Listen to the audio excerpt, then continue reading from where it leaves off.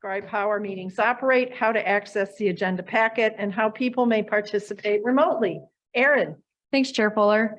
There are multiple ways to make public comment during today's working session, whether you're joining us in person or virtually. If you're here in person and would like to make public comment, please fill out the sign-in sheet now. If you're joining us virtually, we will ask you to raise your hand at the appropriate time in the agenda. If you're joining us virtually and are experiencing technical issues with audio or video during the meeting, submit a comment in the chat feature and our communications manager will help you troubleshoot. The audio and video of this meeting is being recorded, and a link to the recording will be posted at wcroads.org in the next few days. There are printed copies of today's meeting agenda on the table near the front door, and it is also posted on our website. And now I'll turn it over to Chair Fuller. Thank you, Erin. I would like this meeting to be formally called to order and ask that Erin call the roll. Chair Barb Fuller. Present. Vice Chair Rod Green. Present. Commissioner Gloria Yamas is absent at this time. Commissioner Joanne McCollum. Present. And Commissioner Jeff Schmers. Present. And the following directors are in attendance. Managing Director Cheryl Siddle, Director of Engineering and County Highway Engineer Matt Mcdonough, Director of Operations Adam Lape, and Director of Finance and IT Dan Ackerman. Thank you, Erin. At this point in the agenda, we open the floor to public participation. Erin will describe how people may participate remotely.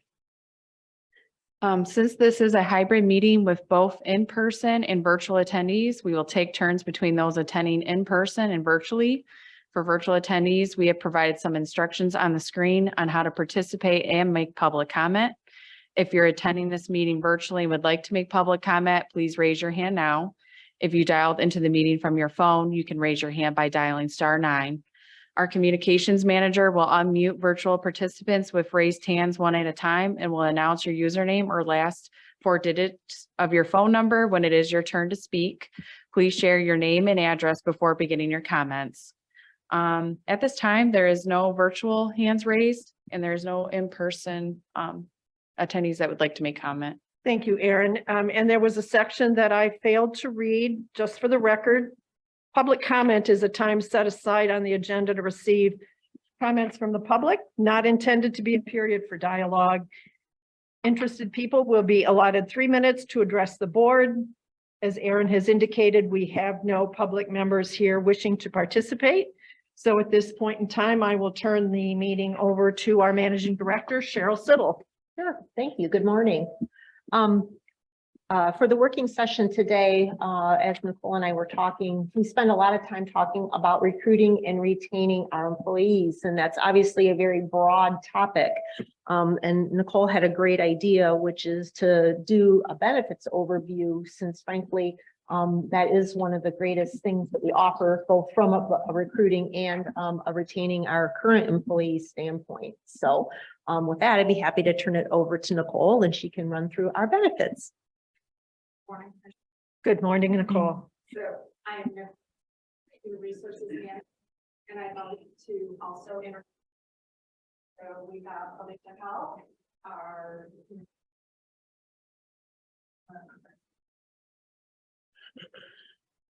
I'm sorry, the second person on your team, we couldn't hear you. Craig Timmer.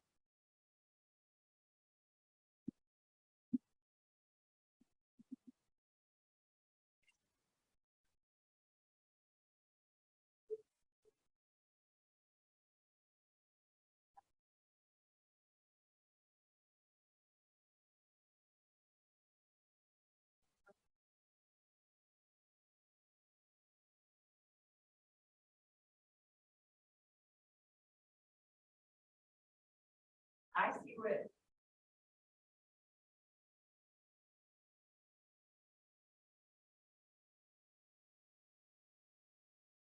Hi, Nolan.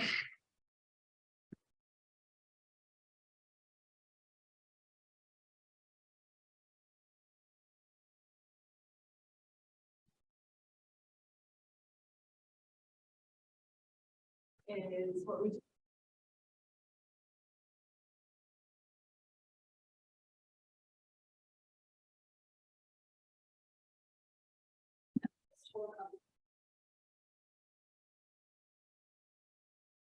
get over the year.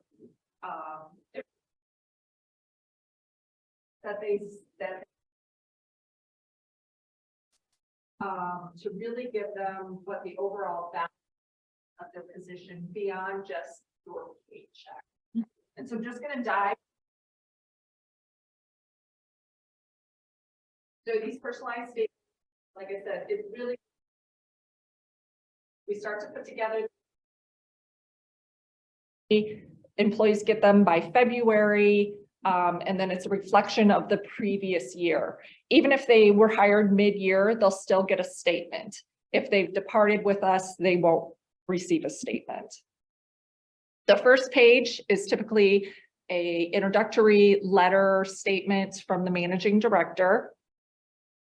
And then on the next page, we have the total compensation statement. And this is where we break down, you have that compensation aspect, and that's what you see on your paycheck. And that's what people, really see. But what about all those other benefits that they value, that the employer is contributing to, or that they're contributing to?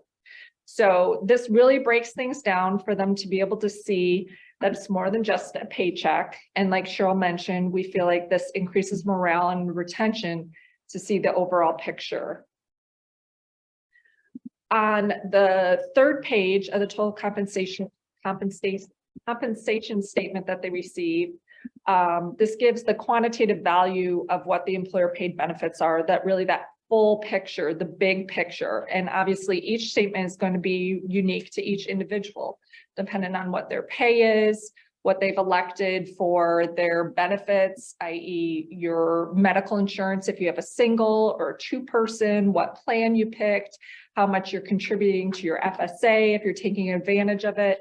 And that's where you can really demonstrate that tax savings that we're always preaching. And I think to see those numbers in person really helps them see, or sometimes they share and we get higher enrollment numbers the next year. And then on the final page, it's the other valuable benefits that they may forget about that they have available to them. Really, I try to encourage, that it's kind of free money for them if they take advantage of it. They have, they have their comp time, but we have boot reimbursement annually available for them. And let me disclaimer that this is a mock statement. This is not anybody's personal statement. We have the tuition reimbursement program available if someone was doing that. We have fitness reimbursement annually, a tool reimbursement for the mechanics, if they were getting a uniform allowance, which would be the mechanics, and then safety glasses if you have a prescription and you required safety glasses in your job. So just to see that value. Nicole, could I stop you, please, on the safety glasses? Those are available to any employee, but specifically if there's a prescription required. So safety glasses are available to employees for your job as PPE. If you have a prescription and you wear safety glasses regularly in your job, yes, we have a reimbursement program. Actually, I set them up and they go and they have a credit already where they're able to go and order what they need. But it's for people that it wouldn't be applicable to me because I'm not wearing safety glasses on a regular basis. It has to apply to your job as a regular PPE. Okay. Madam Chair, Commissioner Green. may I ask about the tuition reimbursement and how that program works? Yes. So for example, it's most utilized within the non-union, and an employee would go and apply within our organization. They would submit an application to their supervisor that they would like to enroll in a class or degree program. If they get approval from them, and then it comes to myself to also get a second approval, because it has to be directly related to your job. So if you wanted to go and do an HVAC program and you're our payroll clerk, that for us isn't applicable to your job. But if you want to take some management courses or some accounting courses or go on for your bachelor's degree, that's typically what would get approved. You have to pay the upfront cost for your tuition. And then once you've received your grades, you submit your bill or your receipt, and your grades. And as long as you've gotten a C or above, we will reimburse you for all those fees. We don't cover books in the non-union program. So if I'm interested in getting my degree, You could I'll be take, reimbursed for that? yes, you could take just classes because you're of interest. Maybe you want to expand further on a certain area. You could go for your bachelor's. I think Alicia went through the program, received her bachelor's here, and then has started on her master's program. So we have people that have done just a professional certificate. Like in a master's program, they didn't want to go through the full thing, but you can do it within a year to get like a public administration certificate. Now, what if it's not related to the road commission? I'm sorry, what? I was asking, what if it's not related to the road commission? It probably wouldn't get approved. It does have to be related to your job. Okay, so if I'm a heavy truck driver and I'm interested in getting my degree, I might be turned down. If you wanted to go get a business administration degree or even just an associate's in applied science, that would be to us applicable. That would be related to your job. Maybe you're looking into moving into management, a supervisory role, anything like that. Right. If it's in advancement, something that you could be moving towards, then we would consider that as applicable to your position. Even if you happen to currently be driving a truck, if you wanted to do, let's say, construction management, that would be applicable to a field within our organization. Like Nicole said, if you did HVAC, which is not something unless you're in our facilities, and even then we typically contract that work out, then that's not something where we would see a long-term investment on our behalf. But they're pretty broad in the interpretation of what would be applicable to your job or to the organization. I'm not aware in my 15 years of anybody being rejected from their application. Oh, really? Okay. All right. Thank you very much. But I've also in my 15 years not had a TPOM or Teamster, formerly Teamster member apply. I understand. So it's been typically non-union. It is available to them. It is, yes, it is. Commissioner Yamas? So I guess clarification, if somebody, a heavy truck driver wanted to become an engineer, would that be applicable? Yes. So just as long as their jobs within and they're able to move up, right? Correct. Yep. Okay. Yes. Okay, very good. Thank you. So again, when we break down that total compensation statement, we have the direct compensation, which, like, again, I'll say is on like your paycheck stub, the thing that people seem to, look at first. How much am I getting paid? Then you have your indirect compensation. And so the one part is the taxes that we all love. And I think it's important to see. And then, and also see what the employer is contributing as well on your compensation statement. And then the second one we'll have for the benefits, which, always has that employer contribution amounts and what is really considered kind of that hidden paycheck. And like I said, if the employer wasn't contributing their amounts, then that could be the responsibility of the employee. And that's where I feel like the Road Commission is really generous. And I'm going to break down further into the benefits and really focus on that, because when you see the costs of what an employee contributes compared to what the employer is paying for, it's pretty significant. So again, continuing besides the taxes, the benefits. So we have, our health and dental and vision, life and disability insurance, which employees do not contribute towards life and short-term and long-term. It's only if they buy up life insurance for themselves, and that's a choice they make during open enrollment. We have our health savings accounts, the retirement plans, like our pension, and if you want to contribute to your 457, our accrued time off and other reimbursements, like we talked about with tuition, boots, safety. Could you glasses. advance the slides, please? They're pretty tiny here. Yes. I'm on benefits on mine. Nope.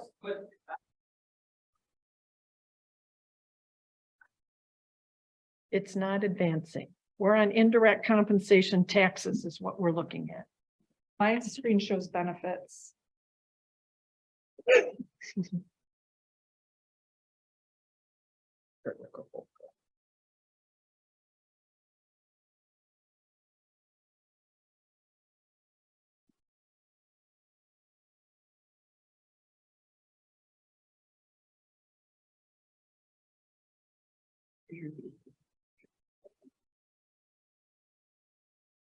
Here. You want to come back? You want to stay right here? Yeah.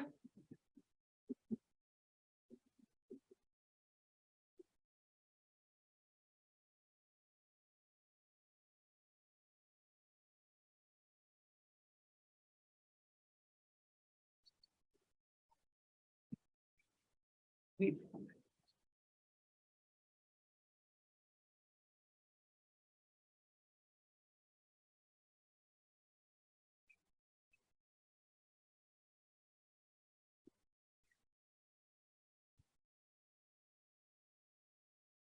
Okay, yeah. Right. No, No.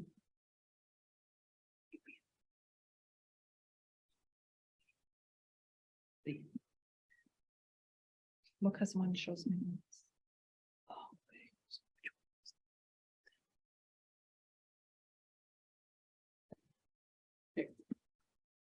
no.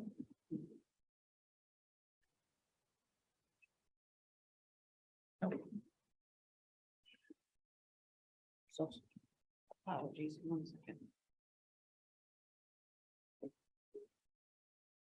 I don't want to give anybody an A way for you anxiety to attack. dance. We can just. Okay. Okay, so here. There you go. Okay. Thank you, Tiffany.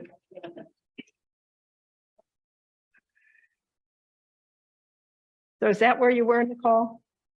So we'll get here. Okay. It's benefits. So again, talking about how I really just want to break down and dive deeper into what our medical insurance is.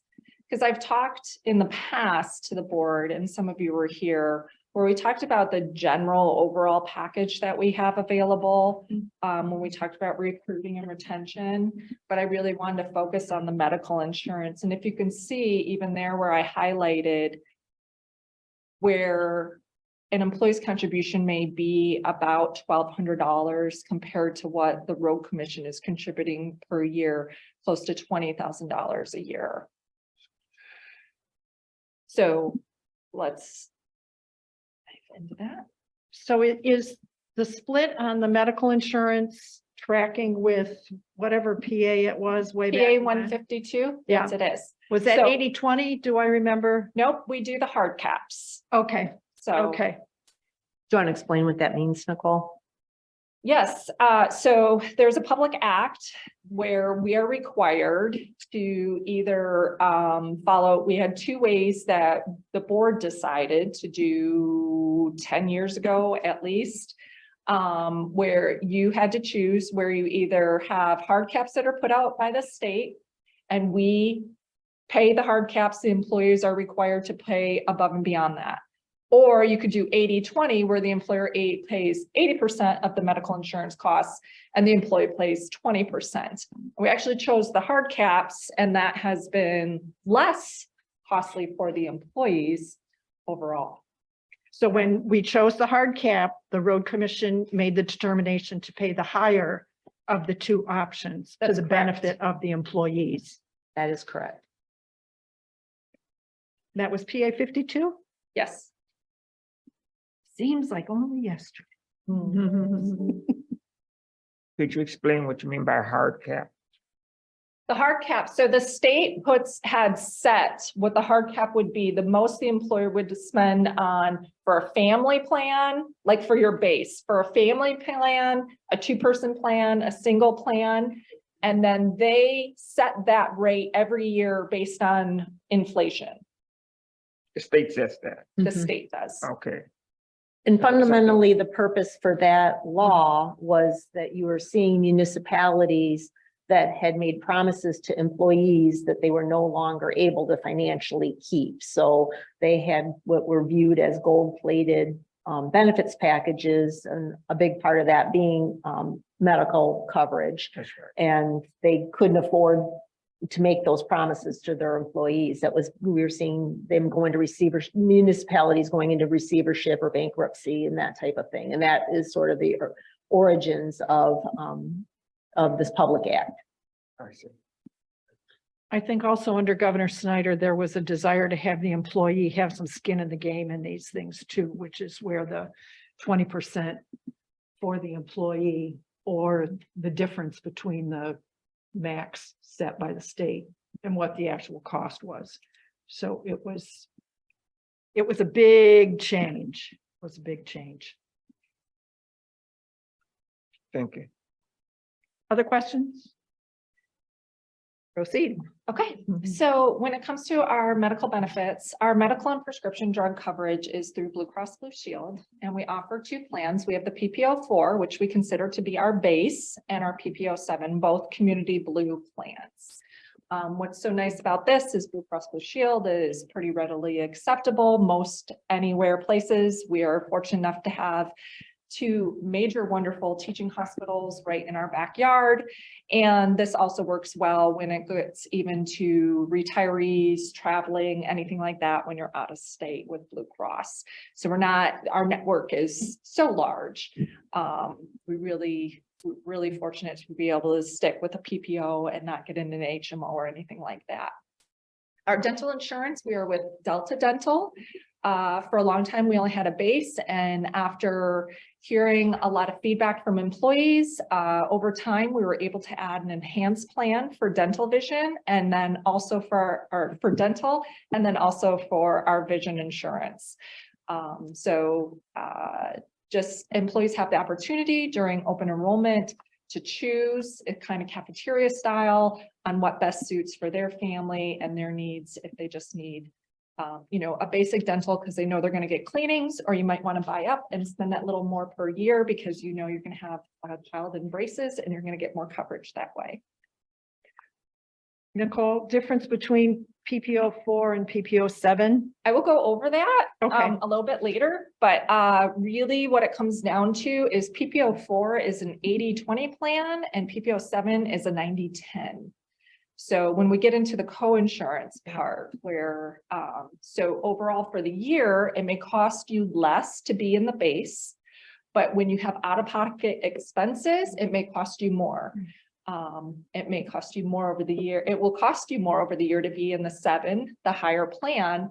But if you're a high utilizer, it actually might cost you less over the year because of that 90-10 sharing that you have. It's kind of a game you have to play. Sometimes you have unexpected medical costs, and if you had the 4, you might just come out even or a little bit, spent a little bit more than if you had the 7, but it's just the risk you take. Both are very good plans, and I'll get into where co-pays and everything else that are pretty similar. Commissioner Green. And what's offered by the enhanced plan as it relates to Delta, as it relates to dental and vision? With our dental options or insurance, yep. Well, actually with the dental insurance, the base is $1,000 per year. And then the enhanced is $2,000. So you're paying additional per paycheck if you're going to fully utilize, $2,000, I have a couple crowns planned, or I'm going to have kids in braces. It's worth the extra out of pocket for me through the year to have more money to spend for my family. I see, The depending same on with what the your vision. needs are. I'm sorry, what? Depending on what your needs are. Yep, exactly. So Question, open enrollment period is when? and I'll cover that. Sorry, I'll write these down and wait, Nicole. How's that? All right. So when does coverage begin? With the most recent TPOAM collective bargaining agreement, and we were already doing this with our non-union group for recruitment purposes. Our health, prescription, dental, and vision all begins day 1 for regular full-time employees.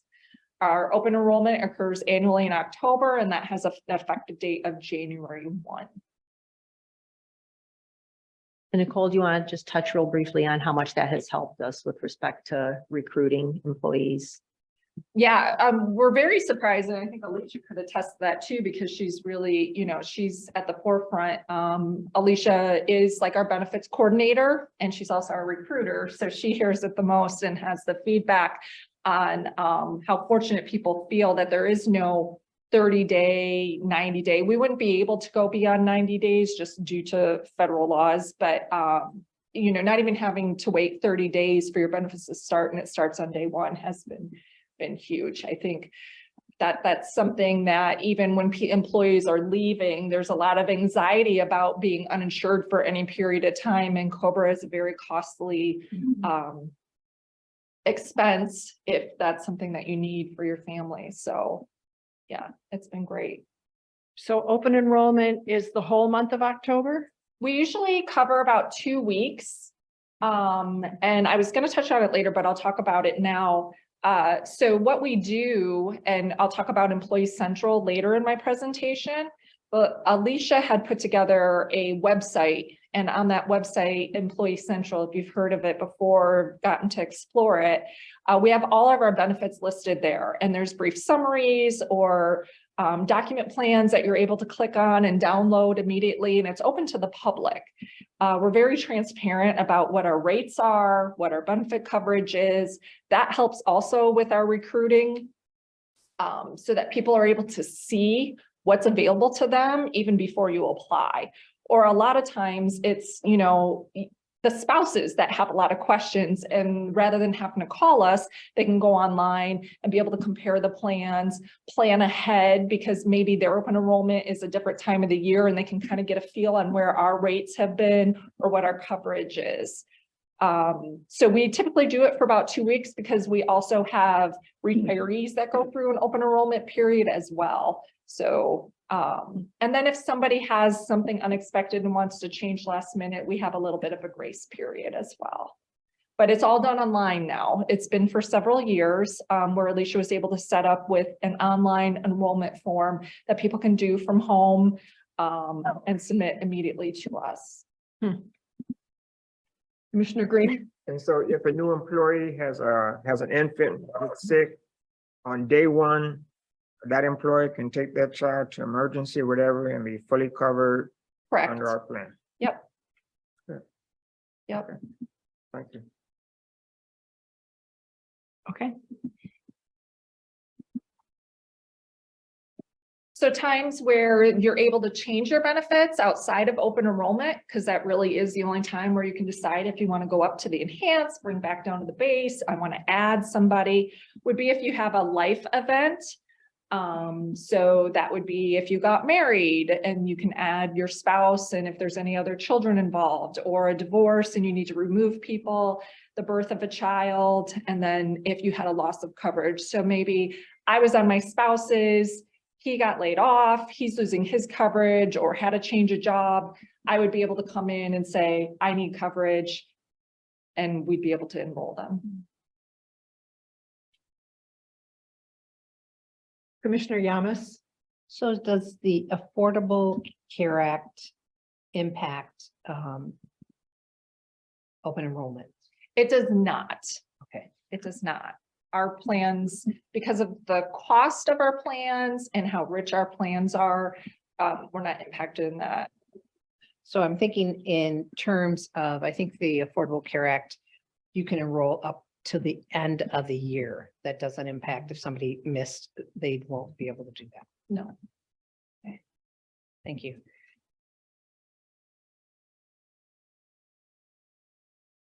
So I'll cover some of the highlights of our medical coverage that, or at least I see as highlights. Our low employee contribution to premiums paid, our low dollar co-pays, especially like our prescription drug co-payments is 0.30. We have a good telemedicine program. And then also, if you don't want to elect coverage with us, we'll pay you to not elect coverage with us. You do have to have coverage somewhere else and prove that to me, but we do a buyout plan. So premiums paid annually, and this again is where I think you can see the significance of the idea that at least even for myself, when all my children were on the plan, we had 7 of us, you know, including us 2 adults, and I was paying under $500 a year. I have my own relatives, I mean, just as examples in maybe high deductible plans that even still are paying $500 a paycheck just to have health insurance. And so I just really wanted to highlight on how cost effective we've kept this for employees and why it is such a recruiting and retention tool for us. Commissioner McCollum. Yes, so this is a month or a year, This is a year. so a single person would pay $160.68 a year? Yeah, For the we break it PPO. down into 26 pay periods. And that would be their total expense for a single person in our base plan. That's for prescription, or that is for medical and prescription coverage. And then the one next to it, the 7,000, is that the, That's what we paid as the employer. wow, Really? I want to work here. No. You have a CDL, we're hiring. I may go get one. You good. Oh, I see, employee versus employee. Okay. For the year. Yep, like it says at the top, premiums paid annually. Yeah. I Yeah. know, but it's hard to believe. It's Yeah, awesome. so I think, you know, all of you being professionals and, you know, having family and understanding how costly it is at other employers for health insurance. And this is why we have employees that start that, you know, we're paying, like I said, what we pay sometimes a year per paycheck per month.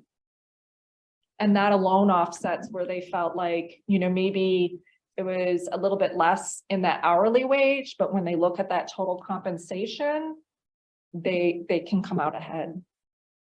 Yeah, as we do the onboarding with our new employees, more often than not, when we say, what brings you to the Washtenaw County Road Commission, they say the benefits. We've heard that time and time again, and specifically our health insurance.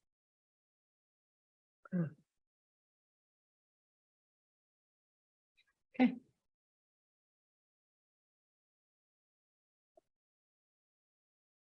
So our benefits. So we have our preventative health services that's we're required to offer, but that is covered 100%. So when you go for your annual physical, whether it be OBGYN or your annual physical with your primary care physician or anything like that, that is covered 100%. There is no copay, especially when you have all those well-being visits for children where you feel like you're going every month and then every 6 months and year and all that.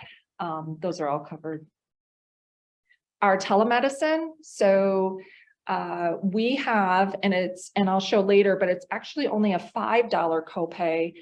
It's a 5 or 10? 5. Okay, thank you. So you're right already. So I have done this, actually, I've used it quite a bit and encouraged my kids, especially when they were off in college and they have something come up and they don't want to go to the on campus or they don't know where to go for a doctor, or you're traveling. I have an app on my phone and you're able to wait on and either see a doctor or you can see like a counseling service. Just pay a $5 copay and they're able to diagnose and get you a prescription or refer you to further medical care if needed for some of these examples that I have here. It's just so convenient, especially, think about when we were going through COVID or, not wanting, it's that flu bug season. Nobody wants to be sitting in the waiting room with all the other sick people and sharing our germs. If it's something that you feel like you can get diagnosed just right through your phone, through video. So it's a great benefit. Nicole, do we have any numbers about utilization rate for It's low. telemedicine? It's low, honestly. Yeah. I think sometimes you forget it's available because your immediate reaction is like, I gotta go to the doctor. But we try to educate as best that we can on all our services. So break down into what is a copay. So let's talk about some of the out-of-pocket costs employees have when they're using our medical coverage. Again, the video visit is $5 and it's a $20 office copay. If you're going to go to, say, the chiropractor, you're sick and you need to see your primary care physician, maybe a counseling appointment and you have regular visits. And I didn't want to dive into, you're restricted to 26 visits a year or 52 or whatever it is. I just wanted you to get a feel on, still, in my opinion, how low cost it is out of the employee's pocket for using our medical services. Even the $20 for urgent care. So maybe you need to go to an after hours or you want to be seen a little more quickly. It's still just that $20. Emergency room is a $100 copay that is waived if you're admitted. And then our prescription, which is, zero for generic. So zero out of pocket for you if you're willing to take that generic drug, which is most commonly what is prescribed automatically, and then 30 for the name brand. And that is $30 for 90-day supply as well. Madam Chair. Yep, Commissioner Green. So is there a restriction on the number of office visits? Not for office, but for like chiropractor, there is. It's built into our plan. Mental health, there is. As far as like urgent care, emergency room, there is not. I believe it's 52. You can go about twice a month on the chiropractic. I know that. And what's the number for urgent care? There is no number for urgent care. Okay, thank you. Commissioner Yamas. So what's the number for mental health? So if somebody is chronically depressed, Yeah, I can bring it up on Employee Central. We'll go there and I'll show you and see Okay. if it's there. all right. Other questions? Thank you. This is really helpful, Nicole. Mhm. Thank It you. very is. It really is. Okay, so, and then what is a deductible? So that is the amount that you have to meet before they start getting into that cost sharing of either the 80-20 or 90-10. So for both plans, again, I said there's a lot of similarities between the two. So those copays were for whether you're in the 4 or the 7. The annual deductible is the same, $500 for an individual or $1,000 for a family. So before, if you go in for testing and x-rays, you're going to pay 100% until you reach that 500 individual deductible. After that, things will start to get covered by, depending on which plan you're in, the 80-20 or the 90-10. That's where the co-insurance is. So that's where I just talked about. The 80 would be what the Blue Cross pays, the 20 would be what you pay. We're all good. Okay. And then there is an out-of-pocket limit in your plan. So no matter how much you use it, if you, with the co-insurance, how many co-payments you have, everything that you do for the year, no matter what, you would know that you would not have anything more than that, the $6,350 for individual or $12,700 for a family. And the information we get from our benefits administrator, Brown and Brown, is rarely, not even happening in our plan, just rarely overall are these out-of-pocket limits ever met by individuals. This is just kind of like a stopgap for someone if you're a high utilizer. So Commissioner the Green, I feel out-of-pocket- was gonna say, I feel like you have a question. Commissioner Green? Yes, the out-of-pocket numbers, say like for an individual, is that a maximum for the year? Yes, Seems like a lot of money for, like I said, it is rarely reached. right? But it is put there as a limiter for them, for a person, if you just had a lot of claims through the year. I see. I mean, that's pretty catastrophic to Right. have incurred those types of medical costs. I see. Okay, So the intent is to stop someone from going bankrupt because they have a catastrophic incident. Thank you. oh, I see. So once they meet that number, then who takes care of the additional? Blue Cross. Okay, thank you.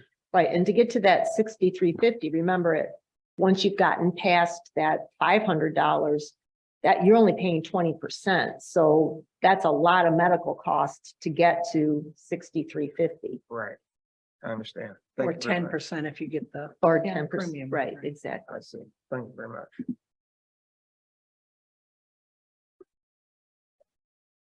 I'll cover some of the pharmacy benefits. So vaccines, vaccinations, zero copay if you were to go in for any of the following, and COVID use or COVID-19 had been on there, but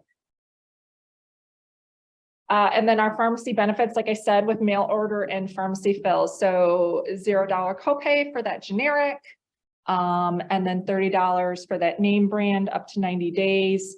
We do have some lifestyle drugs are not covered under our plan. So that would be something like Viagra.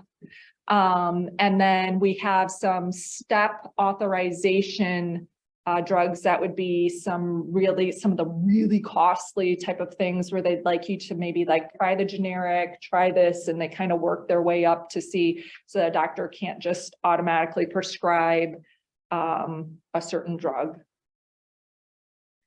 Commissioner McCollum. With the vaccines, the COVID is not on here anymore, or? I feel like I just missed it. Oh, okay. So it should still be covered under our pharmacy benefits. Thank you. Commissioner Green. Yes. Please pardon my naivete, but what might be considered a lifestyle drug? That's why I said a lifestyle drug would be like Viagra. It's my What? Viagra. Oh, I see. Okay, That's my that's my most common one to use as an example. That's a lifestyle drug, maybe not medically. necessary. And Yes. those are not, I'm sorry. They are not covered. Okay. They're excluded from our plan.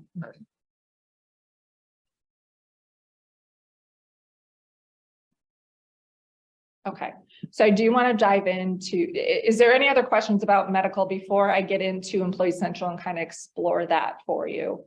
So we went over compensation statements, dove deeper into what our medical coverage is.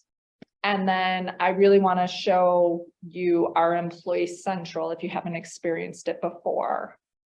So this was a website created by Alicia in 2018. We did receive a Impress Award from CRA for excellence in communications. And let me take you there.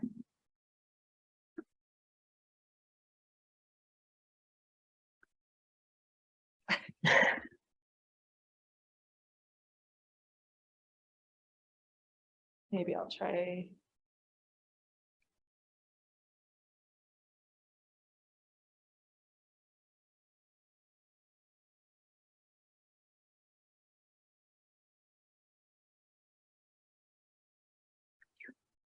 I'll click lead to Nolan. Oh. Glad I had a good picture of him up there. So put it, if this is what's up.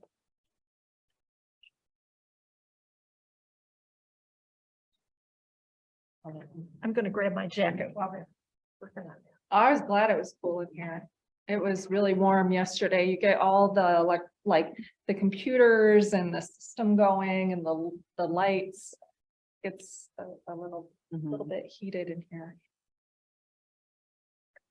I'm not sure what happened. Chris had me set up earlier. Yeah, We were such a good. yeah.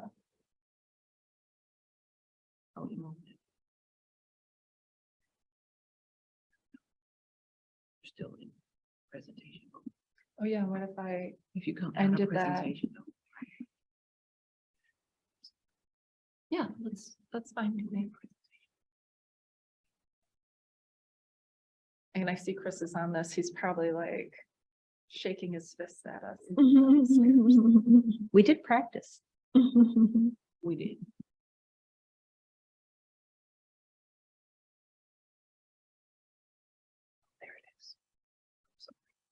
So I'll just say further, so with that CRA award, so we had received it in that March of 2019. Really with Employee Central, this, anytime Alicia and I get inquiries from other agencies, any other public agency, it seems like this is where we direct them to. And I know this has been a benchmark for other road commissions to kind of build their own site off of. So, you know, whether we are required to have our salary data on there, but now everyone can see the benefits, the collective bargaining agreement is available there. All of our policies and procedures that HR has. Thank you, Alicia. We also have some other nice features on there. Okay. This is why she did the website. She is my tech guru. She does it all. So again, we'll go to benefits to start. And you can see we have it broken into different categories, and I am going to go to the health and wellness since that is what we've been talking about. So a lot of the things we touched on are here, whether we want to talk about, you know, enrollment or the qualifying events. But we had a question about the medical, and let's see if that is here.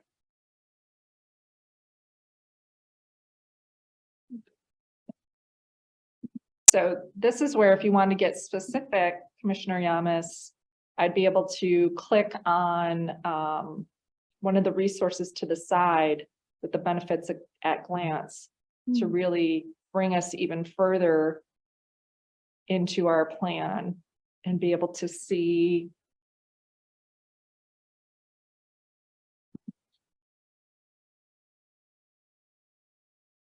so we have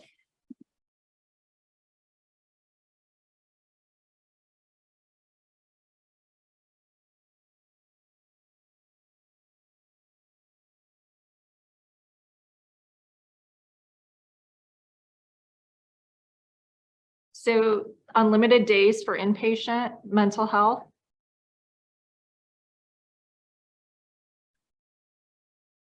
Outpatient, they don't have a maximum amount of days. So it's still just the 80%. Okay, I see that. The chiropractic you can see is 24 visit maximum per member per calendar year. So that's one of the few. Physical therapy has a combined maximum of 60 per calendar year.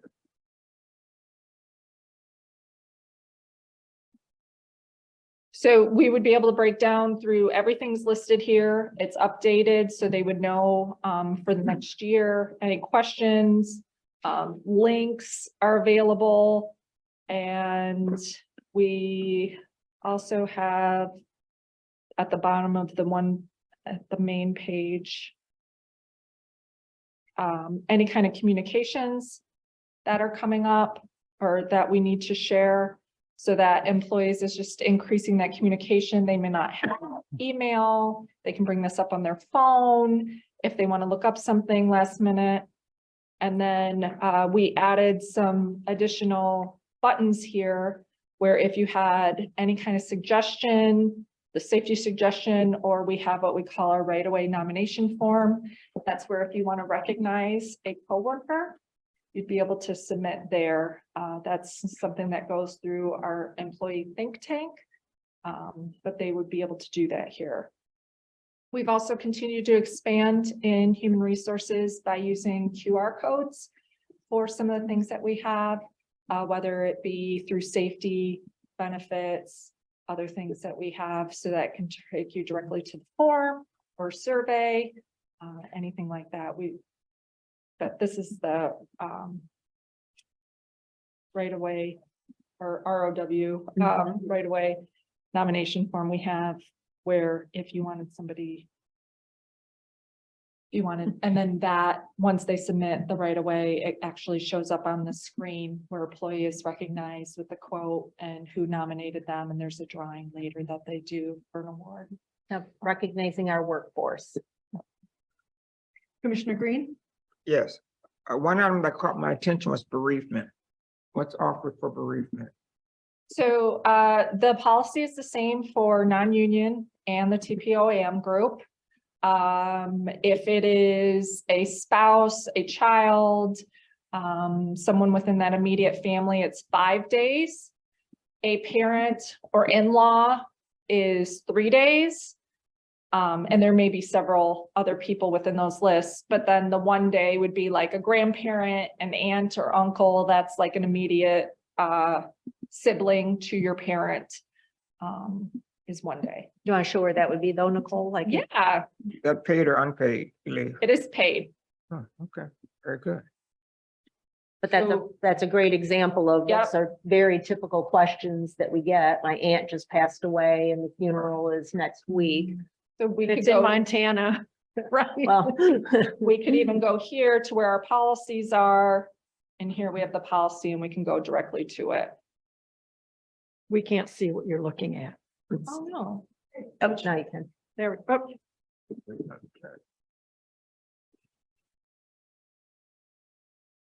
You want to do that again, Nicole, to show where the policies are on the, sorry. That's okay. Oh. So we're on Employee Central. We have our HR documents here. Really our library for all employees. Scroll down, we have our bereavement leave. And then we have our policy. Commissioner McCollum? How do you get out of, like, I'm looking at the, where am I at? I think I'm looking at I'm in the benefits section, and if I wanted to get out and go to the, policy and procedures, how do I get out? I would just go back one. Okay, well, doesn't seem to want. Another way, What's your far left? Oh, you tab? know what? so at the Just go very, to the other tab. Oh, yeah, yeah, I'm or there. at the very bottom, there should be a button for Employee Central at the bottom of our Okay, WCRC webpage. Yeah, it frequently opens another tab, so you Oh. want to go back to your other tab. okay, yeah, just go to the health and well-being tab. I see it. Okay, thank you. Commissioner Yamas, did you have a question? Yeah, I was thinking about these bereavements, like young people who don't have a spouse or a child, but they still live with the parent. They still, under this plan, would just get 3 days for their parent, right? Is it not? I was looking for wording that would say immediate family, because sometimes your immediate family is still with your parent, but We don't have, we just have, if you see under C, we have other dependents in an employee's household. But that would be all. okay. Thank you.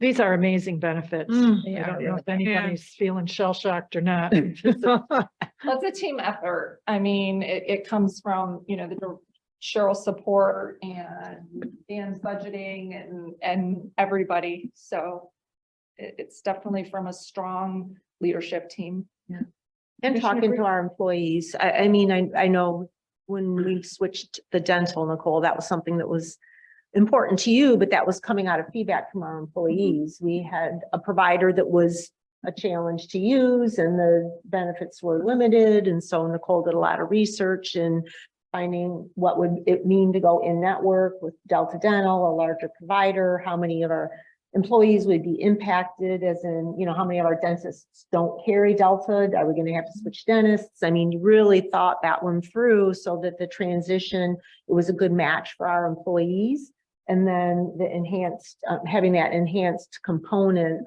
really made a difference. But that really came from hearing our employees ask time and time again, could we beef this up a little bit?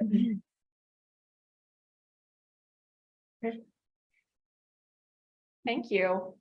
All right. Thank you. Very good. Fred.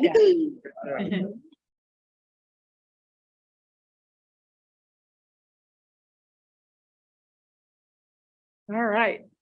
So at this point, we are due for a little break. Shall we break and come back at 10:15? Is that okay with everybody? Works. All right, we are in recess until 10:15. It's 10:15 and we are going to reconvene to pick up where we left off on the agenda.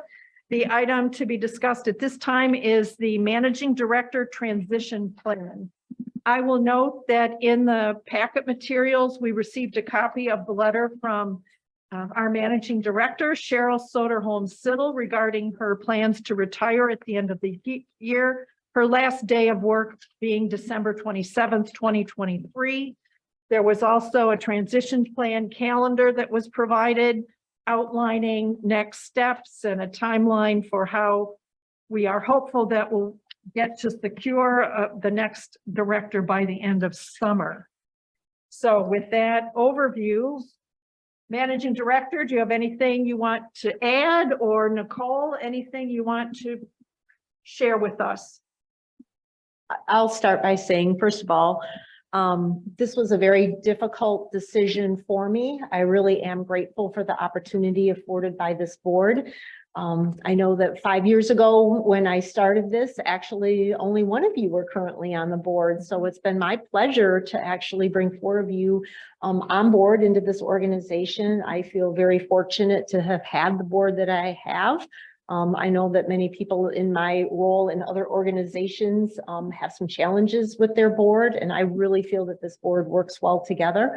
So it has been my pleasure for the last 5 years to have held this role.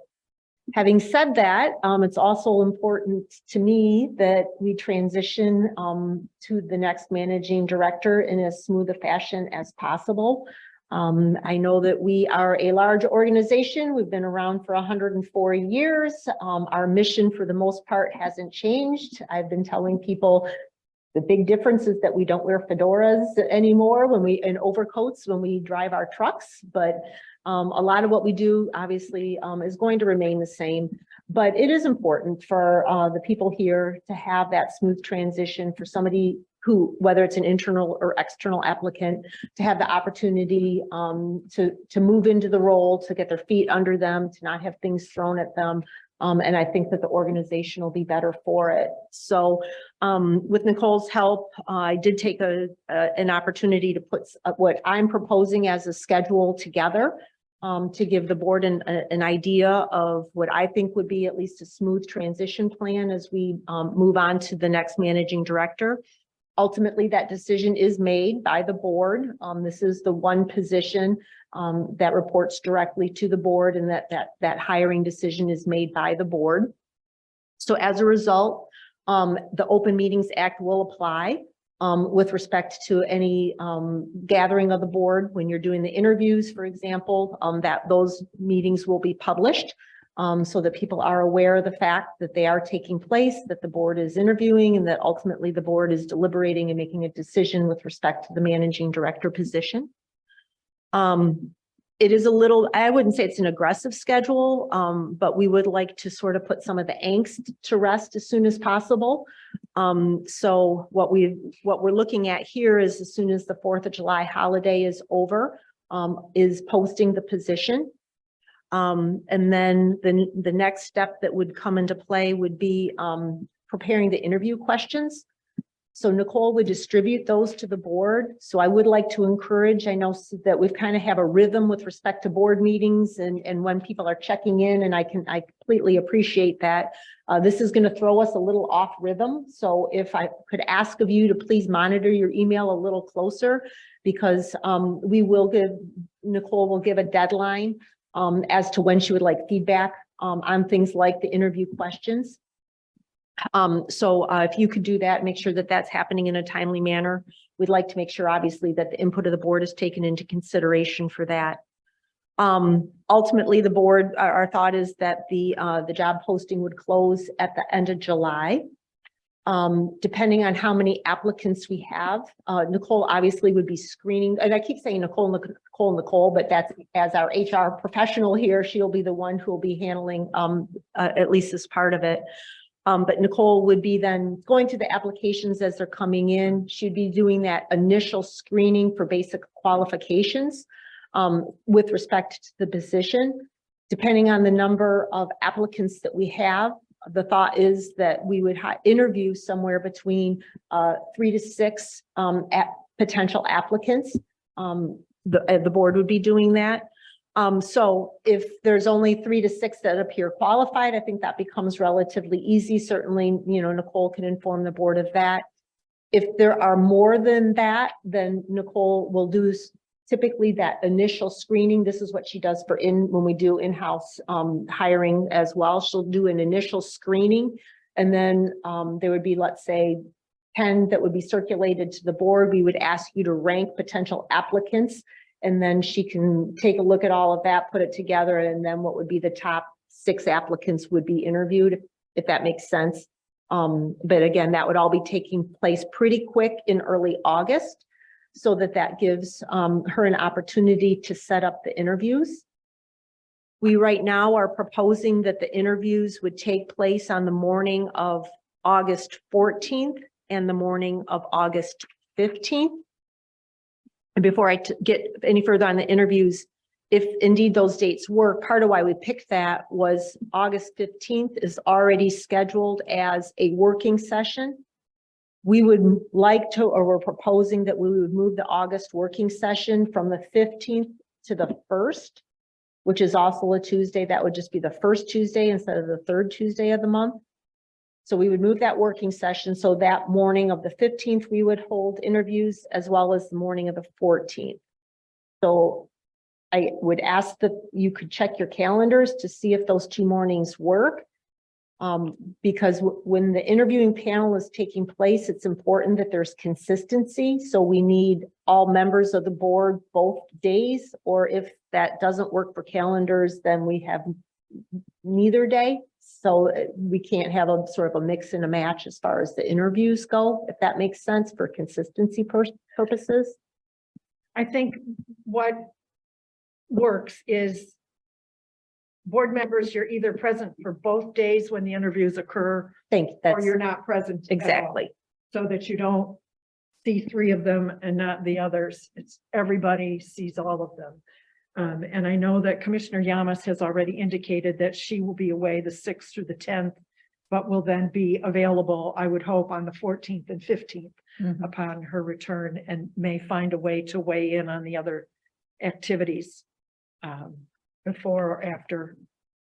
And actually, that may work well, because the 6th to the 10th would potentially be the time period. Nicole would already have circulated applicants.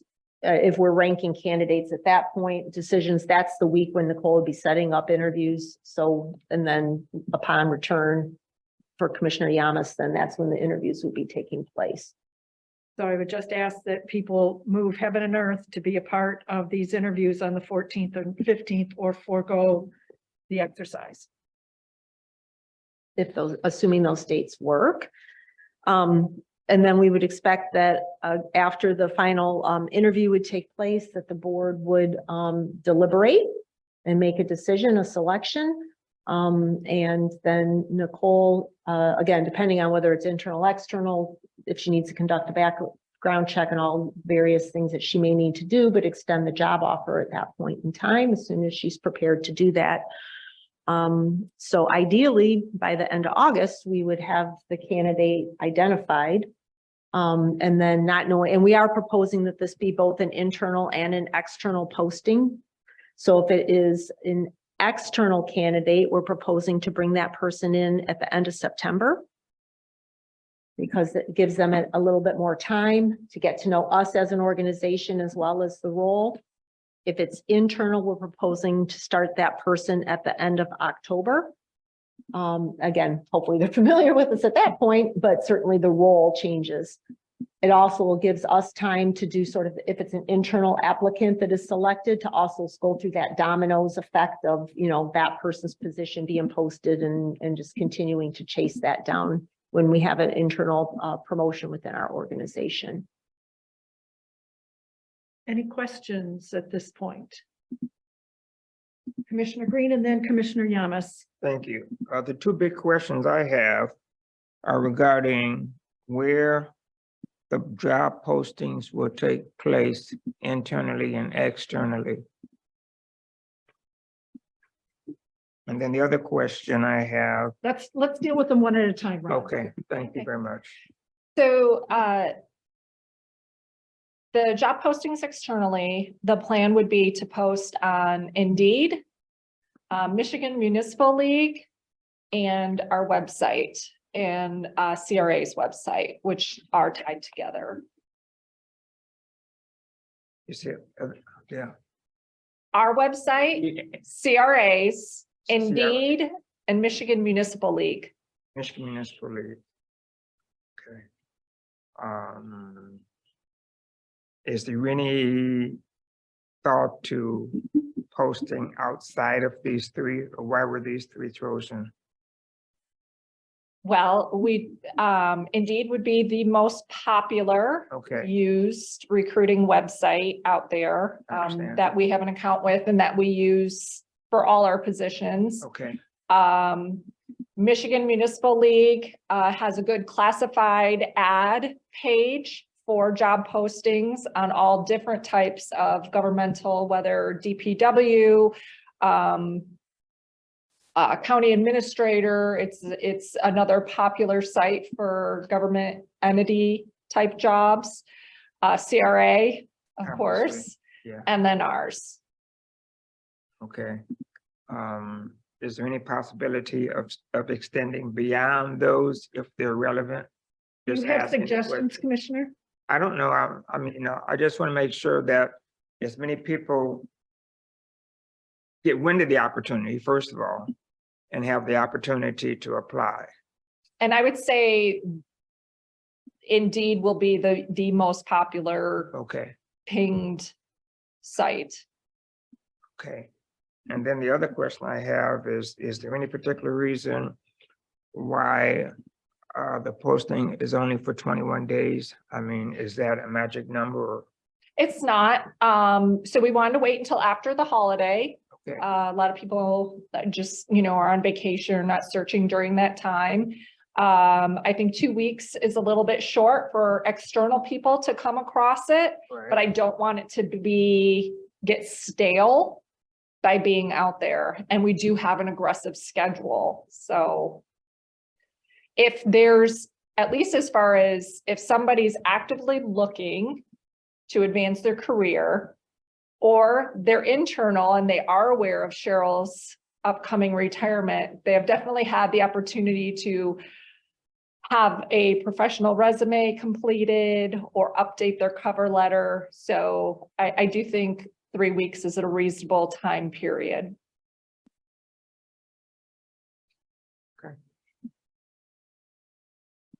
Anything else? Commissioner Yamas?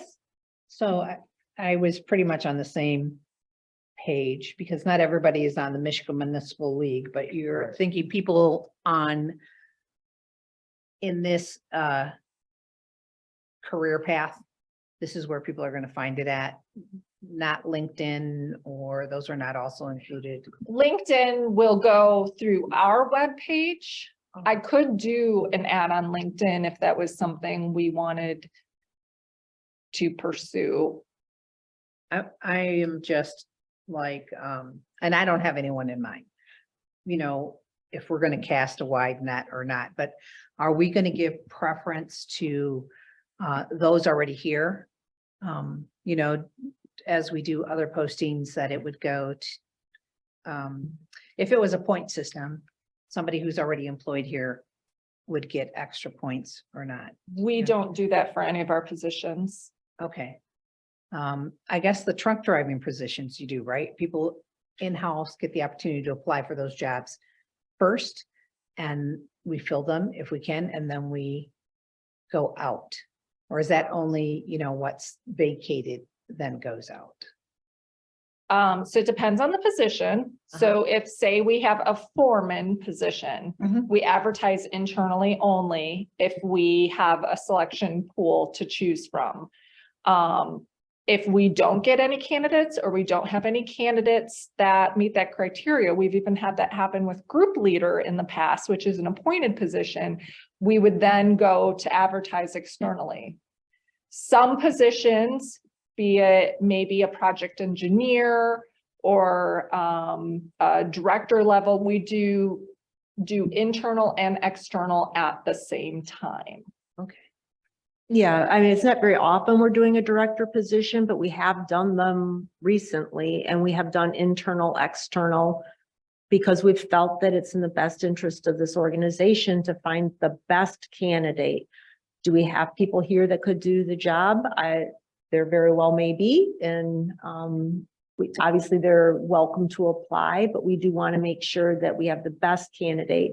And frankly, if you end up picking an internal candidate, I still think that then you've got the reassurance that you've gone through the full process and that that person is the best candidate to run this organization. And if they're homegrown, that's a wonderful thing.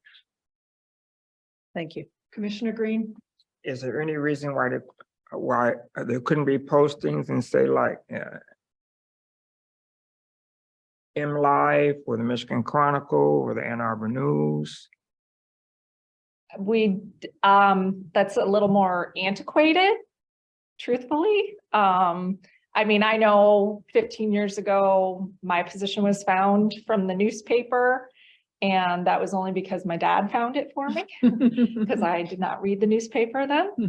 And these days, if you are a professional or a person looking for a new job or career, I would say Indeed, or a good suggestion from Commissioner Yamas as LinkedIn would be the two most highly utilized websites that we use. What about MLive? That's online. It is a resource, but it's not something that we use. It's not something that garners the amount of candidates that we would be looking for. It's no one. I think these days, for those that are looking for a job, you do not go to the classifieds like that the way that you used to. It's different now. You know, for a long time it was Monster, and then that kind of changed over. We had Career Builder. And now it would definitely be Indeed is where everyone goes. And is there any reason why the period couldn't be extended for 30 days? No, there's no reason. It would just adjust our timeline.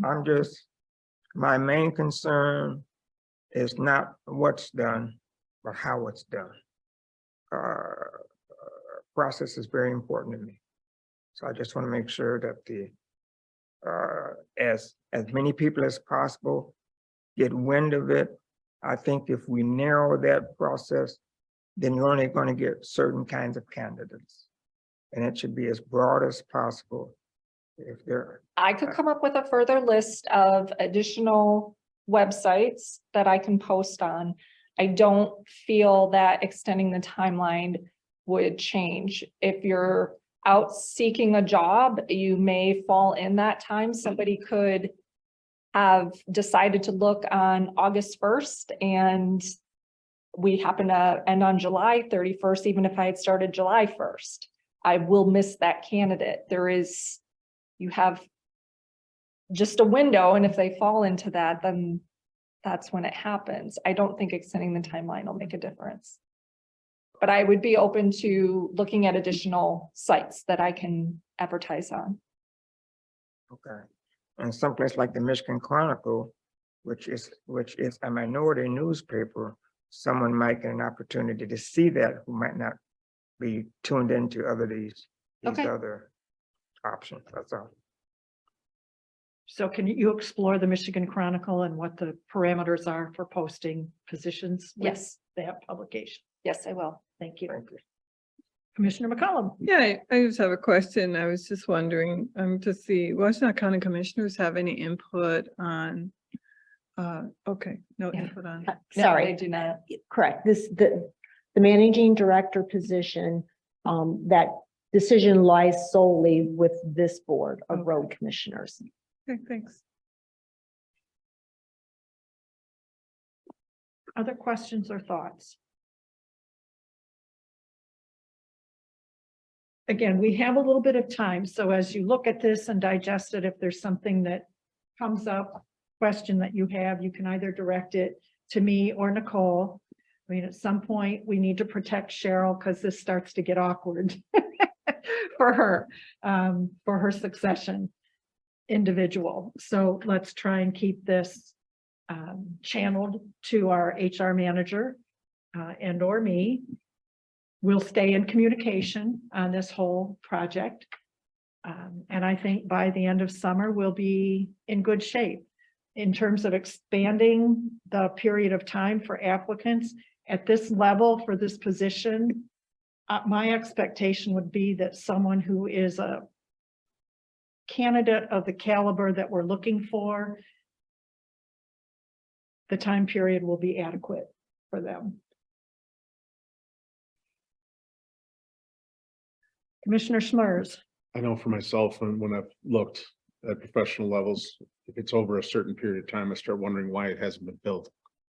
Why it's taken so long for anybody to apply.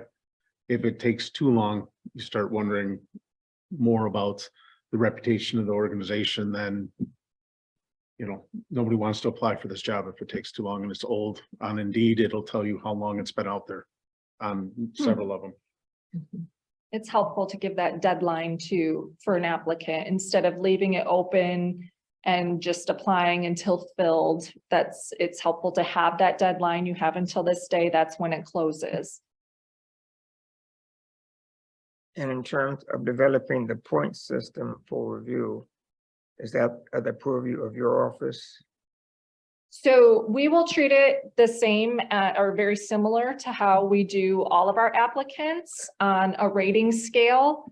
It'll be rating for each question that gets asked. And so that'll come out when we do the interview questions. And of course, the initial screening, Nicole will do so that if someone doesn't complete the application fully, frankly, I'm not interested in talking to them about being a managing director. If they can't fill out the application, I'm not interested in talking with them. If there are any other disqualifying factors that Nicole would know. Having said that, if we get 100 applicants and Nicole pares it down to 6 or 10, and you want to know, so who got disqualified, I would expect that would be something you could take a look at. But we have to rely on, we don't need to interview 100 people for this position. Yes. Essentially, I will be looking at that. The very first thing is, do they meet the minimum qualifications and do they have a complete application? So they will need to go online. We have an application that everybody completes. We are asking for their professional resume, a cover letter, and 3 professional references. So that would get attached to the application and sent to us. It comes to us by email. And then I'll be able to screen that way. And then once I have them, either you met the minimum qualifications and you're in this batch and you didn't, and then through the minimum qualifications, be able to pare that down further for those that meet the criteria that we're looking for specifically in the job description. So be it, however many years, which we're working on revising the job description currently, however many years of public service management, do you have, the type of background you have and the related skills and experience that we're looking for.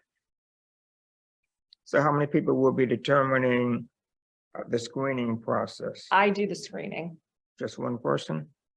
Yes. I think I'd feel better if there were a committee. I'm not discounting your qualification. I'm just simply that Well, Commissioner, Eyes that's on the where project seems I- beneficial. when we have a certain amount that have met the qualifications that I've determined, Yes, that's where the board is going to determine who those 6 are that you interview. I could give you a dozen. I could give you only 3. It depends on, we don't know how many people are going to apply that meet those minimum qualifications. So that's why on the timeline, the board will go through and rank candidates and the board will choose those final 3 to 6 that are interviewed. but we'll only get to see the ones that you've selected. Correct. Assuming there's a large number of candidates, Nicole can do a basic screening. If the board decides you want to see all applicants that come in, we can make those available. We're trying to be respectful of the board's time. Stand that, yeah. Like I said, my concern is not what happened, but well, I do have a concern with what happens, but I'm also concerned with how it happens and making sure that the maximum number of applicants get a full opportunity to be considered. And if one person in society, because I used to be in HR, so I kind of know how that process works. It's very easy to just look at one resume and say, no, yes. I've seen it happen. So, I'm very concerned about one person making that decision. Well, again, ultimately, we just need direction from the board. I do think it's important that Nicole screen for basic qualifications. Absolutely. I get Beyond that, if the board wants to see all applicants, we can make That that meet the criteria. correct. Yeah. At that I don't know point, that the board wants to see our applicants, but I'm just suggesting that other people in HR might want to be contributors to that decision as to which ones should be turned over for a final review by the board. That's all I'm suggesting. okay. Again, we just need direction from the board on which way you would like to go with it. Commissioner Yamas? So I understand what you're saying, Rod, and I think you're the only person in HR, right? How many people are in HR? 3. 3 of you. But Craig would be our safety coordinator, but Alicia is our main recruiter that I have developed since I've been here. So she could be an additional person. So are you suggesting maybe, Rod, if there's like 12 candidates, we see all 12 candidates that pass the initial? No, what I might be suggesting, if HR has 3 people and you have a stack of people, applicants that meet the requirements, why couldn't all 3 HR members look at those, make a decision, and then turn those names over to the board for consideration? Alicia and I could work together. It would be 2 of us. Craig, our safety coordinator, reports to HR, but he does not have a HR specific background. I understand. And it wouldn't necessarily have to be HR people. It might be people from other departments because, they have a vested interest as well. I'm simply I saying. guess, Rod, I'm very concerned about- my concern would be, I think we're putting an undue pressure, frankly, on HR. Yes, I mean, they do a fabulous job across the board, but they normally are doing internal candidate selection and setting up for internal interviews and all of that. At the end of the day, if there's specific criteria that this board is looking for, I don't think it's fair to ask our HR people to try to be vetting against that because they may not know what that is. So I feel like either we need to say minimum qualifications and then the board's going to see all of the applicants at that point, or we're going to trust HR to say, here's a top certain number and the board determine what that number may be. So I guess I really would like some direction from the board then on which way we're going to go with that. So as I understood the schedule, you would do screening for minimum qualifications and people who do not meet the minimum qualifications would be set aside. Correct. those who did meet or exceed the minimum qualifications would then be circulated to the board to rank order. Well, not the entire, like we said, if we had 100, not that we expect that, I would not expect the board to rank through 100 applicants. I would take the 20 most qualified, say, for example, and forward that.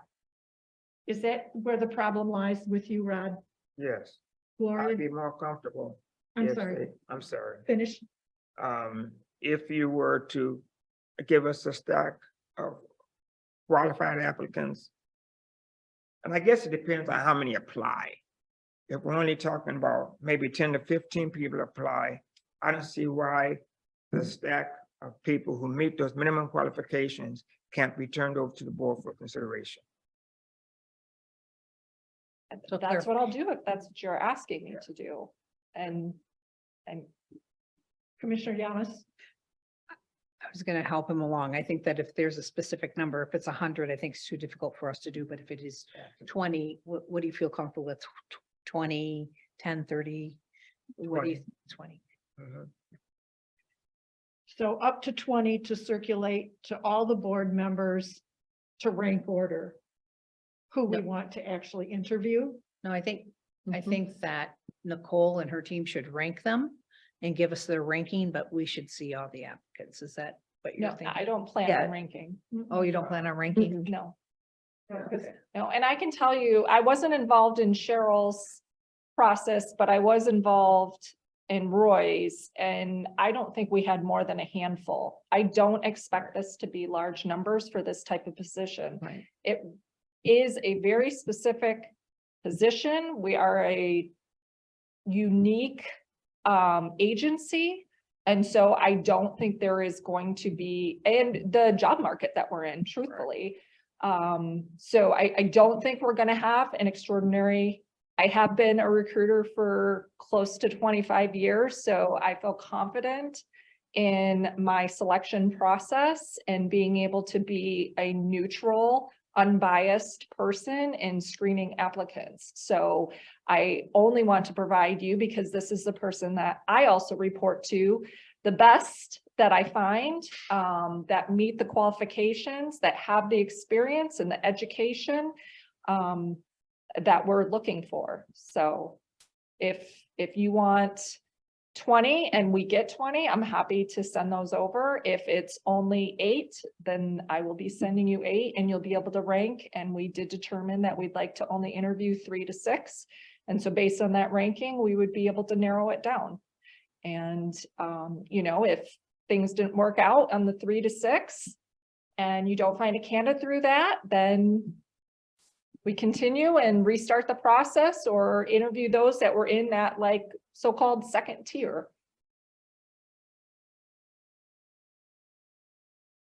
And I also tend to agree with you. I think that the number of candidates will probably be very small. And if that's the case, you know, of people who are qualified, and if that's the case, I don't see why we couldn't look at that small number of applicants. I don't know why we couldn't do that. What do you mean, look at them? I mean, Nicole has already said she will circulate the applications Yes, to but I'm us to saying, rank order. right, but she's going to determine the ones that are qualified. And I'm assuming that the qualified applicants will probably be a small number, Right. most likely 3 to 6. That's the case. Why couldn't the entire board look at those applicants and make a decision? I think That we is the are. intent, That's on our transition plan. right? That is the intent. And But if I'm it's, simply saying that I wouldn't want a situation where the applicant pool of qualified applicants is larger than expected, and then we don't get a chance to look at all of those applicants. That's all I'm suggesting.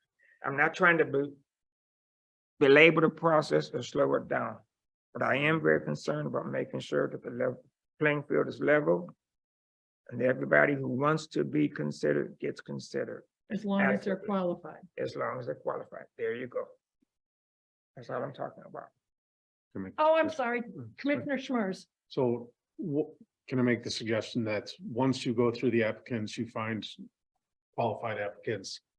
If there's up to 20 of them, can we look at those 20? Okay, Is that kind of along the lines of what you're thinking? If there's less than 20, then that's what we look at, and then we narrow it down from there. Is it along the lines of what you're yes, going for? yes, I'd appreciate that, That's my whole. if the board decides to do that. Yeah, so if they're over 20, then Nicole says, hey, people, you got a bigger pool here than I ever would have imagined. What do you want to do? Right? Today's market and Yeah. job, I'd be amazed if we get 20 qualified. I really would, but Great. yeah, if 20 was the number you threw out there, I think that's a good number. Commissioner Yamas, did you have something else? No, I'm just thinking, you know, how tough it'll be to fill this position because somebody needs to, you know, have some engineering degree, besides administrative, that's kind of like blanket, but the things in public service that needs to be, you know, I'm thinking about all the knowledge that you have around, road laws, engineering, you know, how those qualifications, how tough that's gonna be. And, so if someone comes in with only administrative, like they have a MBA in administration, would they even be considered? Because there would be, in my mind, such a high, There will be years of experience expected through Okay. that job description. Yes, okay, it doesn't, I mean, we haven't finalized it, but yeah, some experience in this area, right?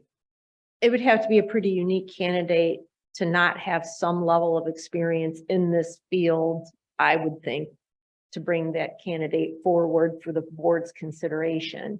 Having said that, there could be a really unique opportunity that's like, wow, we never thought about this. But this could be, you know, take us in a very good direction and put that candidate forth to the board, and then it would be up to you to decide whether or not you want to interview that person. I'm just thinking about the learning curve of, you know, how long have I been on the board and I'm feeling I'm like just halfway there. That's more than what I feel. Yeah, that might be exaggerating my knowledge there. Commissioner Green, something further? Yes, and then, of course, the other question is, who sets the minimum requirements? we will be with the job description. There's already an established Correct. Okay, minimum requirements that have been. for Yeah, we the- have a job description. I have a job description okay, currently. We're just taking a fresh set of eyes on it. I don't believe that it will dramatically change. It'll be updated just to reflect a little bit more how today's world works, but years of experience, educational background, those types of things, I don't see dramatic change in those types of qualifications for this role. thank you. So the job description isn't being posted till July 10th, Okay. Commissioner Green. There would be an opportunity between when you and Cheryl finalize the job description to your satisfaction. If board members wanted to see that job description, I is might that want to. something that's important to you? I think so. Yes, Because you're concerned it will exclude people based on the minimum qualifications. well, not just exclude, but I'm more concerned about inclusion. Okay, And then So- like, Share that, yes. so perhaps, Commissioner Yamas said, you know, there might be a candidate who might be lacking in some experience, but has a phenomenal record and, I don't know, educational degrees. I just don't know. understood. Yeah, I'm simply saying, So we would want the process to be as open as possible. would you be reassured to see the job description before it's posted then? And I would have an love to see that. opportunity to comment? I'd love to see that. Okay, so we meet obviously today. Our next meeting will be on July 5th, I believe. That is correct. Is it possible to have the job description shared with the board members? Or a skeleton. I know it's really I'm sorry? It'll or a be skeleton. complete. It'll be complete. tough. Since we're posting on July 10th, it'll be complete. I am on vacation that day, so I don't know if I need to be present or. Yeah, and we can, I don't know that that takes board action for Yeah. the job description. I mean, we can certainly share it, and if there's comments that are received, and I mean, we can certainly take a look and incorporate them as needed. So I don't believe that that has to happen on the 5th. I just think that we can certainly get the job description out prior to that for Okay. comment for the board. I just didn't know what your timing was internally on getting this wrapped up and summer plans and such. Also wanting to have some reassurance from Thank you that the job description makes sense and seems fair. Yes, So if you can let us know when that might be ready, the draft, right, would be ready for us to take a look at. Mhm. And then a deadline also for review and comment. But that just can't go on and on either. Right. Because I'm pretty dedicated to sticking to this plan. Okay. Does that work? Commissioner Yamas, anything further? Commissioner McCollum? I'm good. I like Thanks. this. I hope we could stick to this. I know things happen, but. Sure. Commissioner Smers, good? Okay. Are you good with what you've heard here today? Do you Yes, have? I am. I have their direction. Okay, okay. All right. We'll get there, people. We'll get there. It'll be okay. You know, it'd So be easier happy if we for just you, so changed sad mine for us. instead. Yeah, right. That ain't happening. Well, my mantra has always been embrace chaos, look for hidden opportunities, and it's worked well for me. So I think we're going to be fine. What else? Anything, closing remarks or thoughts? I'd just like to say to our managing director, I think she's done an outstanding job and wish her well. Thank you. Thank you very much. Yeah. Enjoy the fruits of your labor and all that. Yeah. Stuff, right? that comes- I'm gonna draft my own retirement resolution. There you go. That's in there. I want fruits of the labor. There are things we want to say, Sharon, Yes. right? Okay.